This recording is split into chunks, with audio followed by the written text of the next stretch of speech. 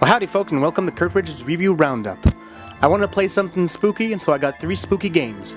Let's do this. First up, I got Layers of Fear. This is the PlayStation 4 version. So this past Halloween, I was looking for some horror games, and lo and behold, 3 spooky games for me to play. First up is this game, about an unknown protagonist making his way through a mansion that belonged to a painter with dark and bloody past. The game has some impressive visuals, but is essentially what is referred to as a walk-in simulator, where you simply keep moving forward, with some mild item collecting to ensure the best of 3 endings. There's great atmosphere, the story is engaging, and I am excited to eventually play the DLC, but I can't lie and say this game has a lot of meat on its bones. You can usually pick this up for a very decent price, so give it a go, but remember to turn out the light first and not expect too long of a gameplay. I give this one 7.5 out of 10. Up next is Observer, also for the PS4.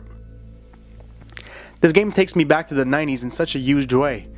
You are Daniel Lazarski, a cyber-enhanced detective known as an Observer, and you receive the mysterious call from your estranged son to visit him in his mysterious apartment complex where you find him mysteriously murdered, with his head mysteriously disappeared. How mysterious. You are equipped with various modes of visions, which all have their uses and drawbacks, and must go deeper and deeper in a claustrophobia-inducing apartment complex replete with oppressing and dread-filling atmosphere. Most of your interactions are through video screen door monitors, with some apartments being open for investigation. And as you go deeper and deeper into the complex, any shred of hope is lost as Detective Lazarski gets closer and closer to the truth. And maybe something is hunting him too? Who knows? The tone feels very much like a more serious version of a 90s cyberpunk game. Think System Shock, I Have No Mouth and I Must Scream, or Ripper starring Christopher Walken. Anyways, give this one a try, even if it's only to hear Rutger Hauer's gravelly voice. I love me some Rutger Hauer. I give this one 8 out of 10. And finally, I played Call of Cthulhu for the PS4. It's sad to say Lovecraft saw success like he saw his monsters, as something indescribable and ephemeral and always beyond his reach. After his death, however, his mark was more and more felt in pop culture, and countless stories, movies, comics, and games can be deemed Lovecraftian, or at least very heavily inspired by his works. Call of Cthulhu is one such game, originally starting out as a tabletop RPG, which has been popular for decades. This game eschews the styling of RPGs and instead presents us with a first-person puzzle box mystery walking simulator, which is a little slow, ponderous, atmospheric, very much like Lovecraft's writing itself.